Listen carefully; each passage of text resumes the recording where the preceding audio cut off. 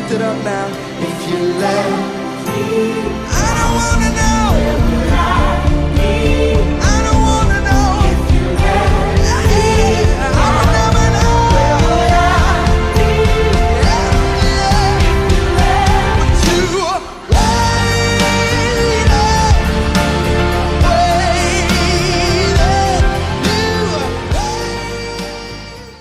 Okay, don't mind the awkward scenery and the weird plans. It's like borderline mine. Anyways, hello YouTube. It's your girl Elle, and I am here with a very, very big story to tell. Story time. Okay, so clearly you can tell based off of the heading, it's definitely something that is huge. It's not clickbait. I will get into the story and let you guys know what it's all about. It's definitely the biggest reason why I've been away from YouTube. Not that I was posting that regularly before, which is my apologies. Even though I did say I was going to get back onto it, but life happened. I told you guys last time my laptop was broken, and some of you noticed in the last video that I posted I was not talking properly, and a couple of you guys messaged me with questions, and that's definitely going to be part of this video. I'm going to give a little bit of an explanation, share my story, my testimony, and hopefully it touches somebody and it encourages somebody. Alright, so let's get started. Alright, so basically on December 8th, I was at home and I was getting ready to go to work with my mom, and she was just looking at me and she was like, you know, you don't look good this morning, are you okay? And honestly, that morning I felt kind of the same like I'd been feeling for a long time, like months on end. It was nothing really different. I felt just about the same where I woke up and I felt kind of just like meh. Nothing really out of the ordinary than I had been feeling for months. And so I told her, I'm like, no, I'm okay, I'm fine. And she was like, no, you know, your eyes even look a little bit meh. And I was like, so she was like, you know what, just stay home, you know, it's not that busy, just stay home and get some rest or something like that. And I was like, okay, fine. I was like, hey, any excuse to stay home, whatever. So I kick up my feet, make me some breakfast, go downstairs, watch TV, I'm eating breakfast, everything's good. Now, I don't remember everything about that day, but I will tell you what I remember, and I'll also tell you what other people had told me about what happened that day. So yeah, I kick on my feet, and a lot of that part, like in between the day, I don't really remember. So all of a sudden, I guess it was evening time. My sister was getting ready to go to choir practice, and I was at home with my little brother, as some of you have seen in my video. And so I guess I was laying on the couch, and I started gripping my stomach, and he realized there was something wrong. And so he came to me, he started talking to me, and I was trying to talk, but it wasn't making any sense. And so he called out to my sister who was downstairs, and when she came, then he grabbed the phone, called 911. And so my sister said, like, you know, it was like I was going in and out or something like that. So she was just trying to keep me conscious. So she was hitting me and whatever, and she claims I was hitting her back. So let me tell y'all, unconscious or not, I was still, we thank the Lord. But anyway, so she's hitting me to try and keep me awake and whatever, and I guess it worked. But after all of this time was elapsed and the paramedics ended up coming, I guess by that time I had already passed out and gone unconscious. So they came, they were looking at the situation, trying to handle the situation, whatever. I'm not too sure what happened in that time, but I do know that my heart stopped. And when my heart stopped, so I went into cardiac arrest. When my heart stopped, they of course had to perform CPR. So at this point, you know, your heart stops, you're gone, right? You're dead. And so they had to perform CPR. Now by this point, my dad is actually in Ghana. He's not here. And my mom is at work. So they had to call her. And so she was on her way back. And I think what happened was I was already gone. Like, so they're doing a CPR or whatever. And it ends up working. I end up waking up or coming back to life, or they end up resuscitating me, and I had taken medication, and that medication, I guess when it breaks down, it becomes sticky, so it actually came out, and then went back down the wrong way. Can you imagine that? Like, the CPR that's supposed to wake the girl up, now I'm going to put her right back into something else. So it went back down the wrong way, and it ended up coating my lungs. And out of that came pneumonia, and of course it coated my lungs, and so that became a problem in and of itself. But they tried to stabilize me, and they ended up transporting me into the ambulance. So then at this point, we're in the ambulance, and they're basically, okay, this girl cannot go into cardiac arrest again. Every time it happens, it's going to be more and more of a problem. We need to stabilize her. So we're going to the hospital. My mom is riding with, I think, my aunt or something like that. I'm in the ambulance. They're trying to get the whole situation under control. And somewhere along the way, the heart stops again. So they, of course, had to do CPR again and try and resuscitate me. And thank God it worked. I woke up again. So by the time we get to the hospital, it's not looking good. Your girl's tired. She's tired. Okay. So it was just quite the situation. By that time, my blood sugar levels were at 27 point something, and they're normally supposed to be around 5. I think that's the normal range. My CO2, carbon dioxide levels, had gone through the roof to 300 and I think 40 or something, and they're supposed to be at, like, I believe between 40 and 50 or something like that. And I had medication coating my lungs. I had fluid in my lungs. I was also dealing with a fever at this point in time. Of course, like, my lungs were weak as well. I was in respiratory failure. So it was just, the situation was just crazy. At that time, I was in the emergency. I had not gone to the ICU yet, but they were like just going back and forth, like, oh my gosh, this girl, we need to stabilize her so that we can transport her to the ICU. So whatever happened, and my heart stopped third time. So when this all happened, CPR had to come again. And when they did CPR, to the glory of God, okay, I woke up. And so, of course, when in waking up, it's not like you wake up and you're alert. It's like you wake up and we thank the Lord that her heart is giving us something to work with. But it's like still a very emergency situation. So they were just scrambling back and forth. They transported me to the ICU. And at that point, they threw all sorts of things on me. I had 14 IVs. I had a feeding tube to make sure that I wasn't going to die if I woke up. I had a breathing machine hooked up to me. But the problem was that my lungs were coated. So that breathing machine was actually not working effectively because it couldn't penetrate my lungs. And I also had life support on me. All sorts of things going on. I had different types of vitamins and stuff because I was vitamin deficient. Like, just all sorts of things going on. They gave me a paralytic to actually paralyze me so that I wouldn't overuse the little energy that I might have gotten. And then they ended up inducing me into a coma because they need to give my body a rest to try and allow the different machines and stuff to work and possibly help me sustain a little bit more than I would do on my own. So at this point, you can only imagine, it is crazy. They ended up telling me that at that point, I was actually the sickest patient in the hospital. That's how bad it was. Like, it was not a situation of, oh, she's kind of, going through blah, blah. It was like, no, this is like, it wasn't even life or death. It was like death, death, death. And we thank God she's alive now. We got to try and do something with it. It was that crazy, y'all. And honestly, I don't remember half of it, if I'm going to just be honest. And I thank God, because I think it would have been really traumatizing for the people around me.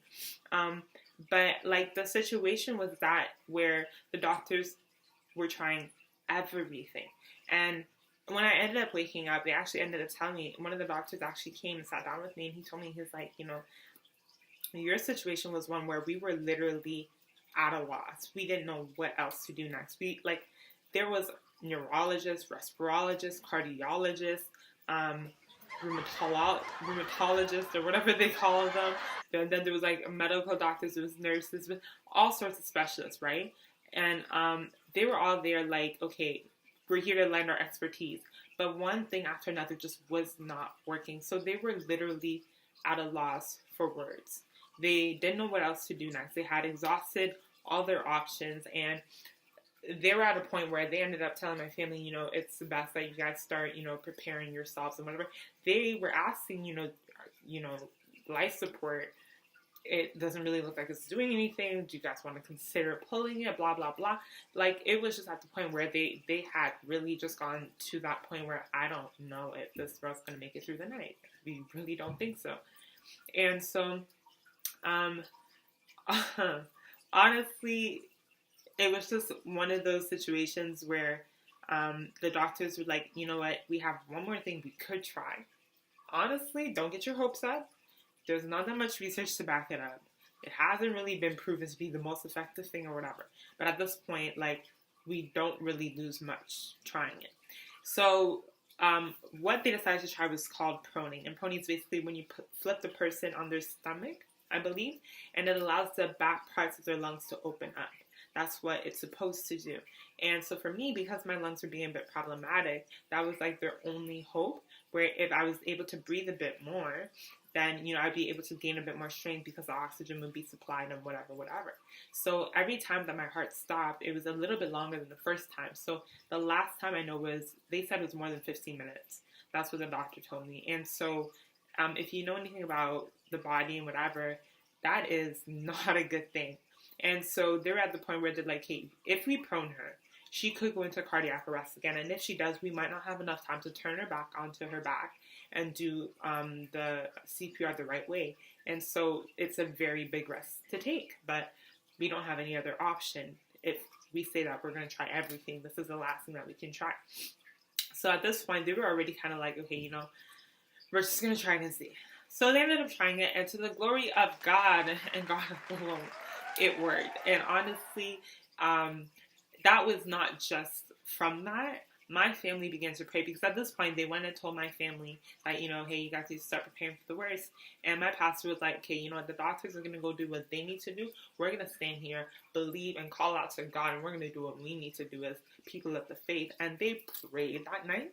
They prayed. They were calling people all over the world, left, right, and center. They were texting people, letting people know we need prayer words to get up and start praying. This is warfare.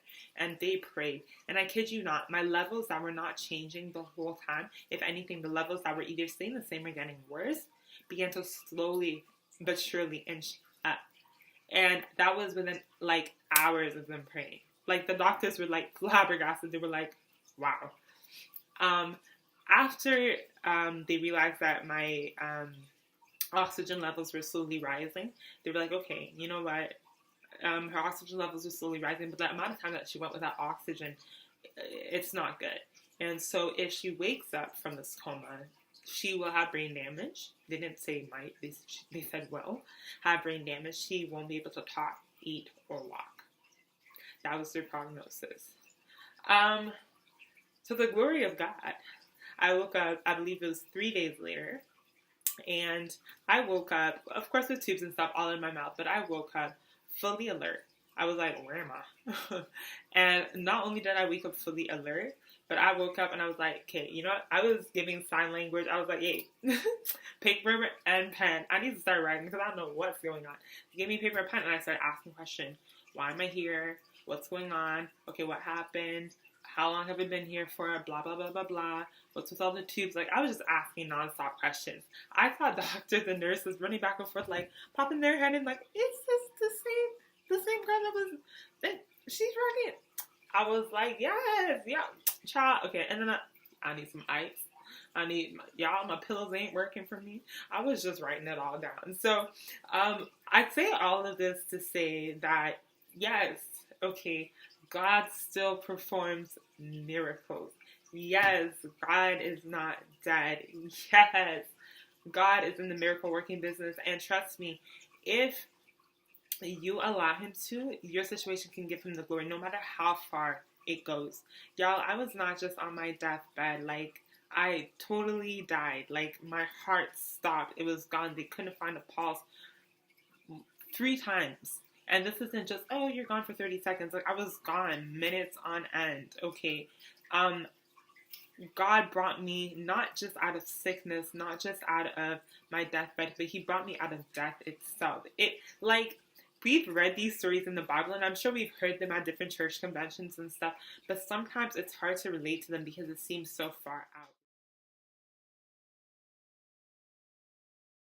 The other thing that I learned is the power of prayer and the power of the Word of God, because at that point in time, first of all, prayer turned my situation around. And I honestly believe that it was God that was guiding those doctors, because, they might have said, we will try this, we'll try that, we'll try all these other things that have research to back them up. But they decided to try something that really doesn't have research to back them up. This brings me to the end of my video. It was definitely a long story to tell, and there was just so many details that I felt I couldn't leave out. And so my apologies for an extremely long video. I was trying to make it short, but like, it just ain't that possible, I'm telling you. So, I hope that you guys are encouraged by my story. I will definitely be sharing more because there's just so much, and I don't think I can share it all in one video. But there's just so much that I can say about the situation. There is definitely a backstory to this, which is for another video because that's a whole other thing on its own. It's like a whole book and a half on its own. But basically the condition that led to all of this, and what the situation was like before, and how I ended up deteriorating to that point, and definitely how God has used this whole situation to turn my life around for the better, because you can see that your girl is glowing, and no honey, it's not just the sunshine from outside, your girl is literally glowing. Okay, don't mind me. Alright, so that brings me to the end of my video. Thank you so much for watching. Feel free to share. Definitely, I think that there are people out there that need to know that God is still in the miracle working business. He still cares. He is still, yes, the same yesterday, today, and forevermore. And if he can do it for me, he can definitely do it for you. My situation was one where they thought it was over. Like, there was a period. But where the devil attempted to put a period, God put a comma. And so I just want to say that your story isn't over. This is not your end. And the same thing God told me. He said, this is not your end. I will give you a better tomorrow. I'm encouraging you with the same words. This is not your end. And your tomorrow will definitely look brighter. So until next time, TVs, this is Al Expression signing out.